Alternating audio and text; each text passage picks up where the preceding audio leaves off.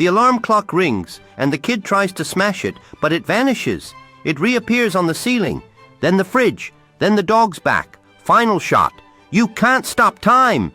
In the blink of an eye, the clock has moved to the fridge, teasing the child further. Then, the clock lands playfully on the dog's back, bringing laughter to the room in a whirlwind of chaos. Suddenly, the clock finds its way to the windowsill, glimmering in the sun as the child leans out, determined to catch it.